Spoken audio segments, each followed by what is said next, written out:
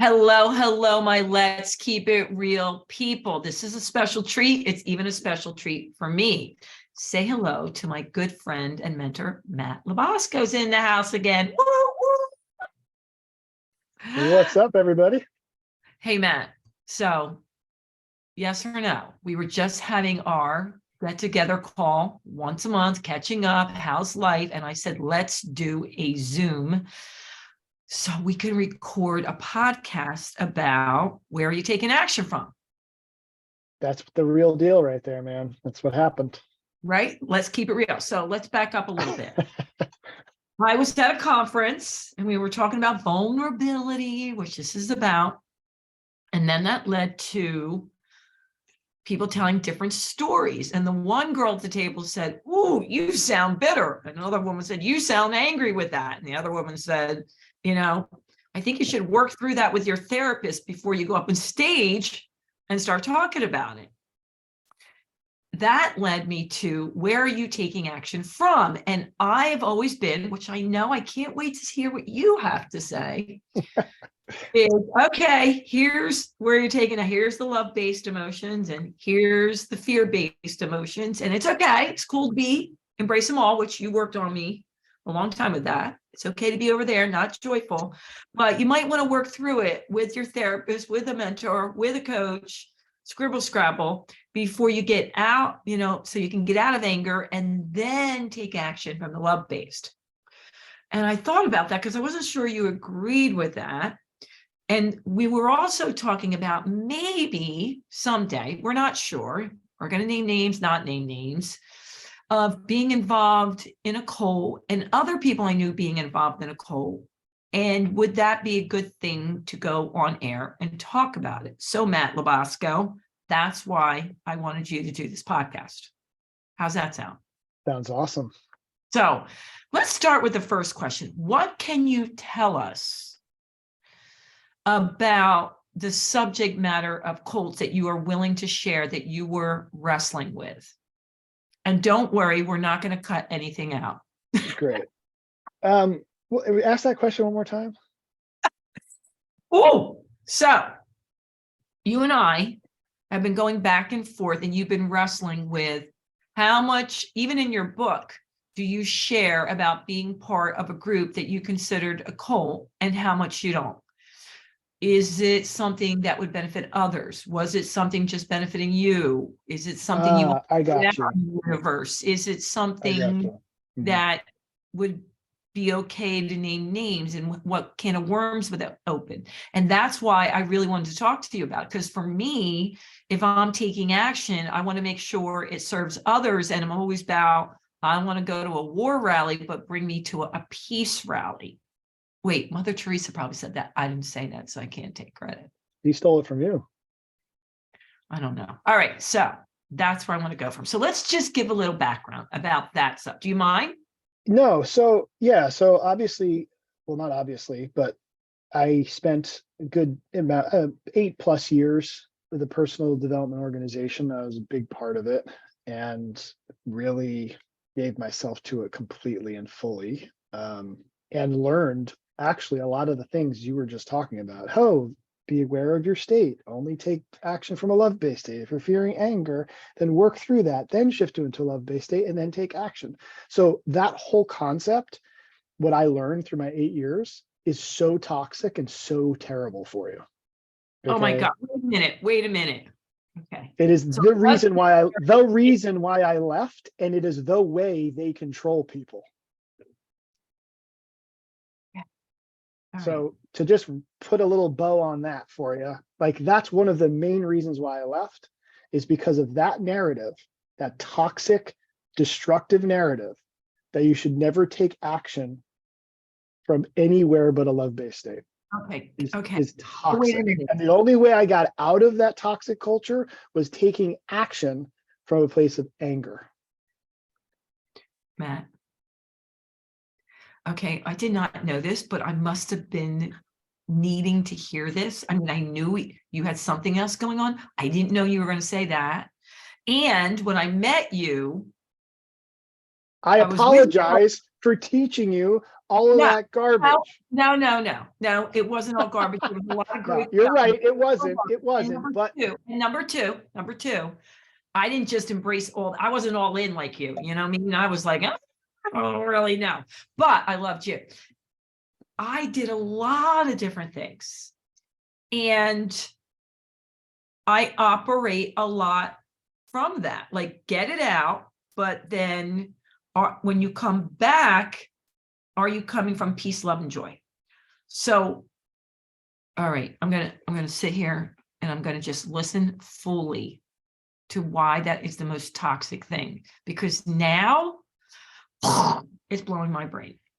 yeah, well, here's why I say it's toxic. It's because it goes against our biology. It goes against the whole purpose of emotion.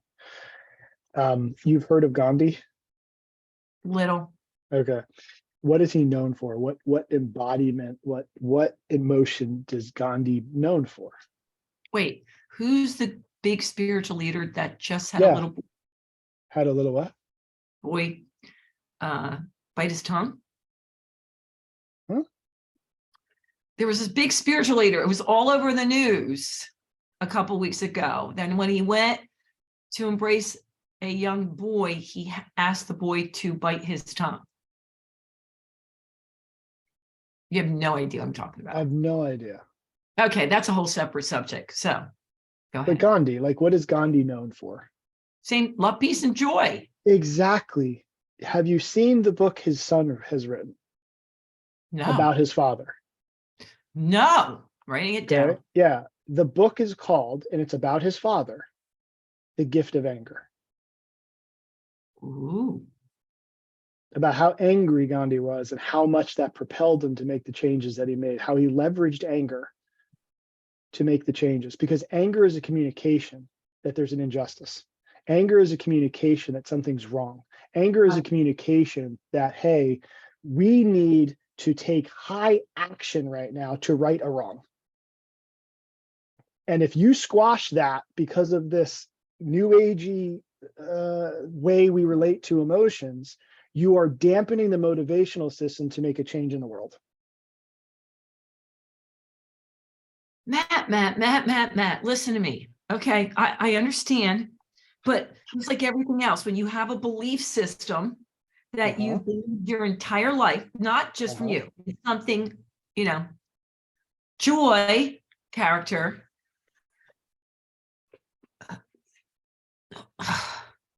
Can't you, hold on a second, be angry, but then direct the anger and integrate it in a way that moves you to an outcome that you want to have? Absolutely. But that's not about squashing and squelching anger.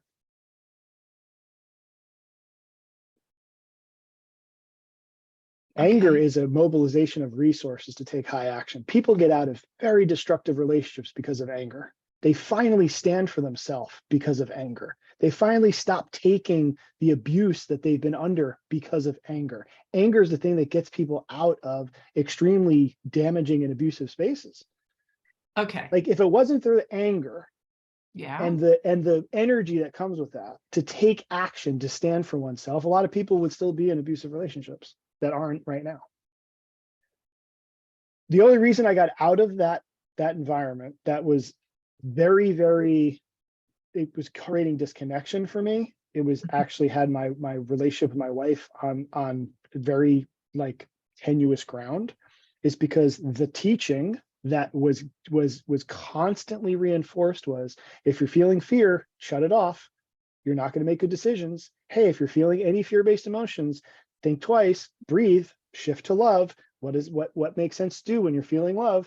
So imagine I see some injustice in the world and I get pissed off. Okay. And I'm like, that's not okay. Oh, you know what? I can't trust myself right now because I'm angry. So I'm going to breathe, get to a pace of love and peace, and be like, well, you know what? I have compassion for them. You know, whatever. I accept acceptance. Stop Peace, it. joy, The love. whole thing, stop it. Stop No, it. but All that's what I was inside of for 8 years, Joy. Joy. right. Okay, Joy. All right.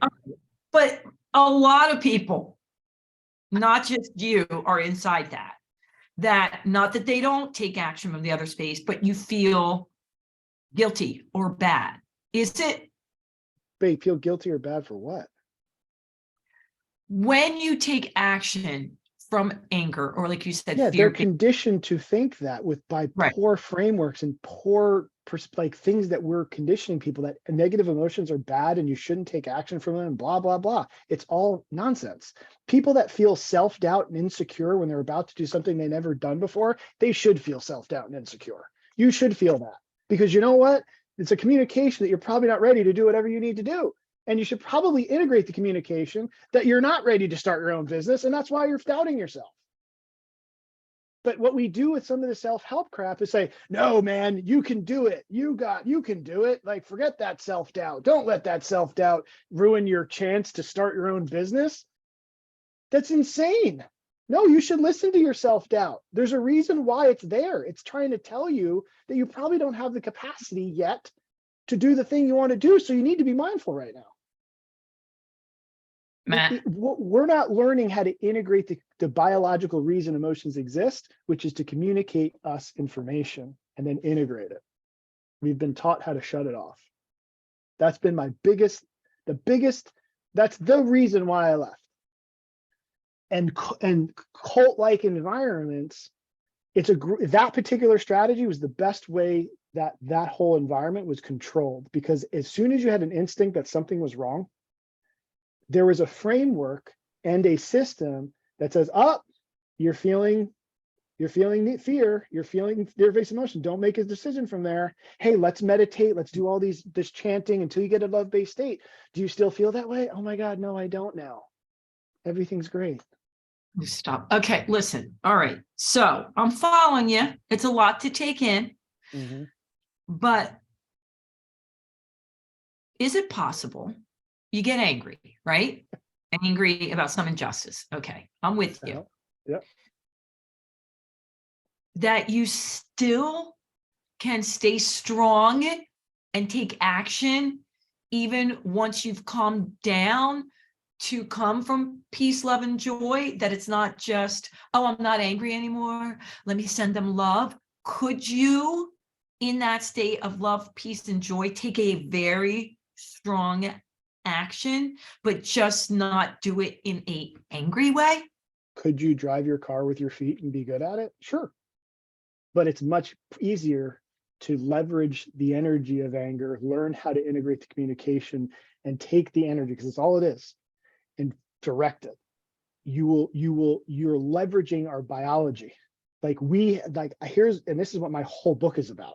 We have across the board pinned ourselves against our own physiology and biology across the board, whether it's physically, systemically, mental, emotionally. And this is a perfect example of it.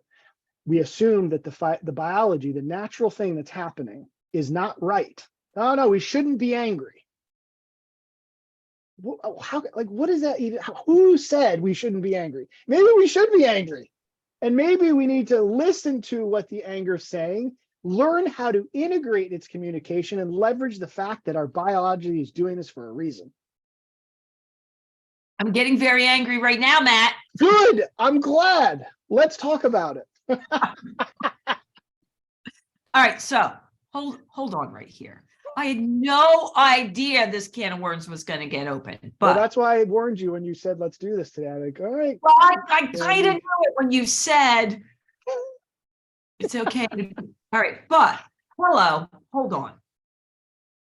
And this is evolutionary biology. This isn't Matt's opinion. When you look at the biological purpose of emotions, anxiety, for example, is so useful. Okay. It's so important. Anyway, all right, okay, sorry, go ahead. But I know you strongly believe this, and I know, you've only taught me this and everyone else for 8 years, and we're, shifting it. It's just a small shift, but no, it's a major shift. I know, that's why I'm all right. But yes. Here's the deal. If you're angry and you don't take a beat, and you can say take a beat. I call it take a beat. Give it a pause. You could say, don't take a pause. I'm not saying that. Just for the record. All right, and no, you're not. I'm I'm not saying, saying don't shift out of the state of anger because it's not okay to take action from anger. And I need to get into a love peace state before I do anything. That's what I'm debating and saying not helpful, because we're not leveraging the resources that are there for us, that our biology is providing us. so let me go through an example, Please. and then this will help That's a me. good idea. Yeah, this is a good idea. I come home 9 o'clock at night. This is a real example. And my Great. boys, young and old, who I love, Mm-hmm. house looks like Yeah. it's a frat house. Yeah. Okay. I'm very angry. Yeah, you So, should be. Like, that makes sense. right. So, but instead of screaming and yelling, I I didn't go say, out. yeah. Let me Go ahead. Go ahead. Sorry. active listening. I go out. All right. I go out and I take a few breaths. And then I come back in and I say something from a lessened state of whatever was coming, because I tend to be a very emotional person. And what was going to come out of my mouth would not have been pretty, like blah, blah, blah, blah, blah, and all kinds of stuff that I probably would regret saying. Okay. But when I take that beat, I breathe and go, and then I don't not come in angry, but it's not at that level. And I'm going, what are you guys thinking? And I'm not doing it. You got blah, blah, blah. It's a whole different way of if I take 30 seconds to a minute versus what's going to come out of my mouth when I'm really angry. So when I'm saying, okay, I don't have to come from peace, love, and joy, but when you take action, depending on who you are from anger, it could be very ugly. Yeah, but sometimes it needs to be ugly. Sometimes it needs to get ugly. Like, the truth and the real reality of situations is what people are so afraid of. Okay. Like, and I'm not saying it always has to get ugly, but sometimes, like, some of the best moments I've had with clients is getting them in touch with what's really happening for them. Hey, I'm really pissed off about that. Really, tell me why you're pissed. I think it's bullshit. And they tell me like what's happening and what their person's doing. And it's like, good, let's talk about it because I understand why you're pissed off. And it's good that you're saying this out loud to me. Now, relative to the impact you want to have with your husband or whoever, I don't think they have the capacity to hear it the way I heard it. Okay, so maybe there's a way for us to honor this anger communication, because anger is a communication of, I said, injustice. Something's wrong. Like I'm being devalued in some way. Like, it's hardwired in our biology. You know, one of the biggest things that anger gets activated for from an evolutionary biological perspective is when we perceive that someone we value's status in the hierarchy drops, meaning they're being undervalued, like a parent with a child, like when they're not being treated properly. Okay, I got you. Okay, like that is literally one of the things anger is activated. It's like, hey, injustice. Hey, we need to be in action here. Now, if you get pissed off, this is interesting. If you get pissed off because your kid is being like, that anger is okay, right? Nobody gets upset at anybody getting pissed off when there's something happening to a child. Again, my way has been, I don't take action from there 99% of the time. I understand that. I come in strong, but I don't come in angry. Yeah, I don't believe you. I don't think that's true. I don't think that's true. I think there is anger, and you are angry. And you are, yeah, I do. I absolutely believe that there is anger. You're not screaming and yelling, but you may not call it anger. You might call it irritation. Okay. You might call it irritation. You might call it disappointment. You might call it. That's all spectrum of anger. No, you're right. You're right. So for me, I'm not saying rage out on somebody because they left their socks on the ground, but if you do rage out on somebody because their socks are on the ground, that means that there's a lot of anger that you are holding inside. I'm just saying you, not you, but whoever. I got it. Holding a lot of anger in them that they have not integrated properly yet, because that's an overreaction. Not the socks. Yeah, I got you. Yeah, or it could be. But if you saw someone beating on your child when you walked in the house, I got you. Gotcha. The proper response would be wicked amount of anger and rage, because that's probably what you would need to remedy that situation. Yeah. All right. So let's recap there. I'm angry. How I show the anger is not normally hitting, screaming, yelling, swearing at people. I'm Correct. angry, but the anger is coming out in a different way than some other people. Some people get really angry about stuff and they scream and yell and they say things they may regret. Correct. Those are actions different than emotions. So the way that some people integrate the emotional communication is through these types of behaviors. Bingo. Okay. Now I And can I agree with you. There's certain behaviors are not constructive, not helpful, et cetera, et cetera. That has nothing to do with anger. That is because we have not learned how to integrate the communication of anger, and we continue to suppress it Okay. in all the different ways. Now, And yes, Vesuvius erupts. yeah. Now I'm buying what you're putting down. Okay. Well, took No, me a you're bit. right. And this is why it's so great that you and I can have these conversations the way that we do, Sandy, because we have the ability to pull this apart together and have a conversation about it. You know what I mean? Okay. And we're okay with disagreeing with each other. Hey, I don't get this. Hey, that's BS. Great. Let's talk about it. I mean, I might be a little angry that you tried to convince me of all the shit for 8 years. But then again, the good news about me, holler, is that I wasn't convinced of the way. Well, again, man, like I used to say to people in my No class way. on a regular basis is if I'm teaching my classes, and I still stand by this today, if I'm teaching my classes today the same way in a year from now, then I haven't learned anything. Absolutely. And so if I'm not evolving, then you should find somebody else. If I'm just regurgitating the same thing every single year over and over again, then I haven't really learned anything. I agree. In my opinion. And so that was the journey through this thing. And I gave myself over to the teachings that, all right, let me see if this works. Yeah. You were all in. And I was all in on executing it. Yeah. I do believe everything serves its purpose and you need to go through that to be where you are. So that's how I feel. All right. So I just want to go back because it's a lot to take in. There's a difference between emotion and the action you're taking and I think what you're saying, we haven't learned how to express anger. Integrate the communication of anger. People express anger all the time. We haven't learned to integrate the communication of anger in a healthy way. Okay, so Because here's the thing about emotion. It's low resolution communication.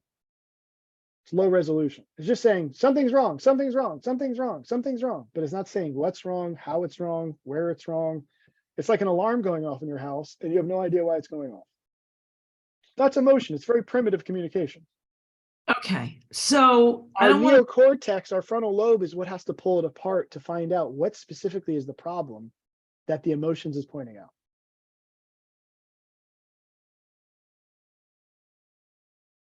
to say this because I know it drives you crazy, but I want to make sure it's not semantics here because my brain's going, Mayday, Mayday. It's not semantics, it's just the facts. This is science. Look up evolutionary biology. This is what I realized I was completely overlooking and I was continually shielded from. Wait, this is the best. It's not wrong. It's not right. This is just the facts. It is the way that science has been talking about emotion. When you look at evolutionary biology and the evolution of emotion, all of this information was shielded from me in this group and was discouraged. Don't look at anything. Hey, don't like anytime anybody brought up anything outside of this little world of teachings. Yeah, I got it. It was discouraged and you were shamed for it. I want to move on to that because I want to keep this short because I want to really make sure that people, this is like just scratching the surface. And Matt, I think it's so needed for the information to get out there. I want to like spread it to the universe. You know that. I agree. And obviously you could probably tell I'm a little passionate about this because no, not at all. Not at all. Okay. All right. Yeah. So just to recap, the difference that you and I are discussing here is that you don't feel guilty or bad, that anger is a gift. It's showing you something, not to suppress it. How we integrate anger is a whole different thing that we haven't been taught. Okay. Agreed. Yes. So it's not like, because I know I'm going to hear this, it's not like Matt's telling you it's okay, because you're angry to go shoot someone, stab someone, No, of course not. No. Yeah, of course not. That means that is an example of someone that has no ability to integrate the communication of anger. Right. Zero. Right. So the overcorrection yeah, is shut down anger, step into peace. That's an overcorrection, in my opinion. right. It's better than shooting somebody. I'm not saying that, but I'm saying we're still missing something. There's a whole piece in the middle here. Yes, exactly. And that's what I've discovered over the last couple of years. It's And much better to learn how to breathe and not chop off your, decapitate your husband. Definitely better to breathe through it and imagine peace and all that stuff. Great. But what I'm saying is it's an overcorrection. Like you said, Sandy, there's a piece here we still need to explore more. And I do agree, if you're angry, frustrated, anxious, whatever, it is telling you something. Like there is something going on. And so don't shut it off. Right. And I do think it's a process of understanding. Boy, is it ever. Because like you said, some people will say, no, it's because my husband forgot to bring home tomatoes. I don't think so. All right. So that's cool. Exactly. Yeah. Okay. So now we're going to table that for a little bit because I want to make sure we get in this next topic, which you've been wrestling with. Well, we've been wrestling with because recently the strangest thing has been happening to me at all my networking events. I at least meet one person that comes up to me, I have no idea why, and tells me they recently got out of a cult or they were growing up in a cult. And we were playing with the idea of doing like a panel to discuss the different ways you can get involved in cults. My thing is, most people that I bring this up to, they know there's cults out there, but I want to go back to how sometimes they can be sneaky, like what you were a part of, that people don't see that as a cult, but there's still a lot of mind control. Do you think besides the group you're in, there's other ones out there doing the same thing today? I mean, they're all over the place. It's anybody that controls the narrative and has a person and or higher power that has all the answers that you default to. And you don't know what's best for you, but something outside of you does. It's this. You don't think for yourself. Correct. I think that's a piece of it, but I do think there's so much here, but I feel like there is a mass dysregulation in our society where we're so uncomfortable being ourselves. So we have to find some reference point that has the answers that we don't have. And so I call it a buoy. We hold on to this buoy and say, well, so-and-so knows the way, he knows the answer. Well, he says this is the thing, whether it's this person or some other idea of something that has all the answers. Well, it's not in my hands, it's in such and such's hands. Well, so-and-so's will be done. And, it's not on me. I just give myself to it's like, that's a way to self-regulate, in my opinion. All right. Can you, for those who may not understand that, what do you mean by self-regulate? Meaning like this, like, it's like not having a reference point. It's like if I told you, like everything you believed was not true, like what your belief structures are a reference point. And so if I said to you, like, let me say, like, you know what, Sandy, you're not married. That's not your kid. Like they've been playing this game. It's a big act. You're like imagine, do you ever see Shutter Island with Leonardo DiCaprio, where it's like like that scenario where like you wake up one day and everything you think that isn't. Like that's a huge way to dysregulate because you have no reference point. Yeah. Okay. And because, and again, I go into the cause, because I would say the way we raise children is so against the way the way we've done it, the way we were meant to raise children in small groups and the community. And I mean, again, I understand this is a rabbit hole, but there's so No. many people that don't have a reference point. What used to be our reference point? Our homes, our community, our tribe, our culture. We don't even have parents raising children anymore. Like it's not even a thing. Like again, I don't want to like go too far here, but so the result of that is we have people that are in the world trying to find a reference point, someplace they can go where I don't have to do the thinking is done for me. I gotcha. And so, and there are places that expose that in a major way. I've seen it firsthand, how much that can be manipulated and how much you can make people self-doubt themselves. One of the ways you do it is to tell them anytime they're feeling a fear-based state, you can't trust yourself. You can't trust yourself. You can't trust yourself. That was the thing constantly in this particular organization. Well, you can't trust yourself. And then you have this person that puts themselves in this period of authority that says, I can see what's going to happen to you 10 steps down the road. You can listen to me or not. But when you're suffering and when there's pain, don't say I didn't tell you so. So constantly positioning themselves in this place of, I know you don't know. Yeah. And what that does, it creates this wicked cycle of dependency, and it disempowers everybody. And it really creates like you're stuck in this prison because you've constantly given your power away. So you have no capacity to think for yourself, and they're exploiting the crap out of it. And so it's not an easy thing to step out of that experience. It's terrifying. And I've had like people would reach out to me and be like, man, I don't know how to get out. And I'm sure anybody that was in any kind of organization like this knows exactly what I'm talking about. Yeah. And this was more subtle. Like this wasn't like, like the cult stuff you see in like the documentaries. It wasn't like, you know what I mean? It wasn't crazy stuff. It was this subtle, controlling, keeping people dependent on the system and on a person. Yeah.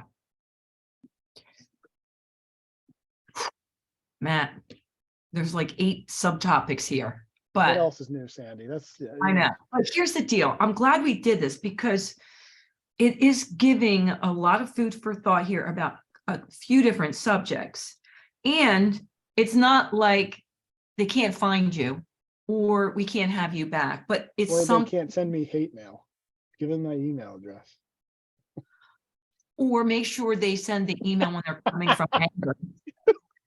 Yes, it's totally okay to send emails to me from anger. No, I mean, the biggest thing is, and you and I have spoken about this, even from a parent and a child, is letting them find their way and that it's not your way, and letting them fall and come up and down. So they're not just dependent on you, and that your whole life isn't, about what you did with this child. Like, that they're here and they don't have to just do everything you said and the way you think they should live their life, which is the same thing, Correct. But I would also say we have to be careful not to overcorrect, because we need to be their reference point more than ever. More than ever, the family needs to be a reference point for these kids. You want to read a phenomenal book? It's called Hold On to Your Kids.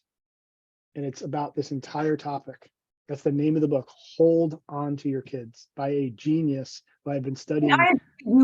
I'm just saying, I think we have to be careful to categorically think. And what that means is to go from one extreme to the other. And we do that. We do that. I know, it's an instinct. It's a quick fix. It's a quick fix. We do that in life too. But that we ought to correct. And I think that's what we're doing now. There's a lot of No, people. that's what's so amazing, that we can have conversations like we've had for years, Sandy. Like we can pull things apart and challenge each other and ask questions. Like, to me, that's what we need more of. Yeah, this has not been boring. I'm going to have to go dance around and get into my joy space before I think about it. No, man, be authentic. What's going I'm on? Let's kidding. talk about it. All right. So before we wrap up, tell them a little bit about what you're doing and where they can find you, because a lot of things have happened in the last year or two. Yeah, man. I mean, honestly, I've been doing my best to try to get to the truth, as opposed to someone's opinion or narrative. And that's what my study's been the last 2 years, ever since leaving. And that's my partner and I, Josh. We've just done incredible deep dives in the stuff. And yeah, we've created some curriculum to start to teach people this and empower them and give them tools, like just basic tools on how to integrate emotion, how to, like, just everything that we spoke about, like how to give people actual tools that they can go and run with. And they don't need us. Like, once you have the tool, you're good. And empower yourself to create what you want in your life, and not what I think you should create. Like, do you? And so, yeah, I mean, there's online courses. I have an app that I just released after I published my book, the Health to Vitality book, and it's a Health to Vitality app. And so we've got some different things coming out. I've also just launched that Power 3D program, which is all about, you know, strength and resiliency with the body as we get older, 40 over. So there's lots of things going on. You can find me on MatthewLaBosco.com. And then also I'm uploading all of the video summaries of my book are coming up on YouTube. So it's another place if you want to just engage. I've got little video summaries of all these little topics in the book where I talk about these things, a little bit of what you and I spoke about, Sandy. Cool. That's all going to be on my YouTube channel. So that's another good place to engage if people want to play more. And I'm totally down for questions and things that don't make sense, man. I think it's great. Yeah. Yeah. All right. Well, my paper, you can see my notes if anybody's watching us. I have lots of questions here. I'm going to take it all in. I'm not going to take your word for it. I'm going to, do my own research, and me and the universe, AKA Neil, are going to review it. And then we're going to get back to you on it. How's that sound? Great, man. And we can keep figuring this out together, because I'm always seeking out. I love learning. I freaking love it. There's nothing better. And I love when I'm like, oh, I thought that was this way. Oh, I think it might be that way. That excites me. And I don't care. The one thing about me that I really like, I like a lot of things, but that's funny.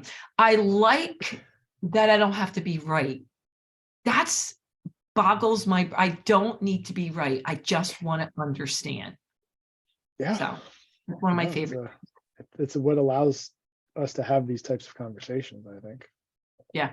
All right. Let's keep it real, people. Matt kept it real. So you're going to want to share it. You're going to want to like it. You're going to want to rate it. Spread the word. Go reach out to Matt and his programs. And I promise you, if you work with him in any capacity, you won't be disappointed. Until next time, you know what I'm going to say. Toodles.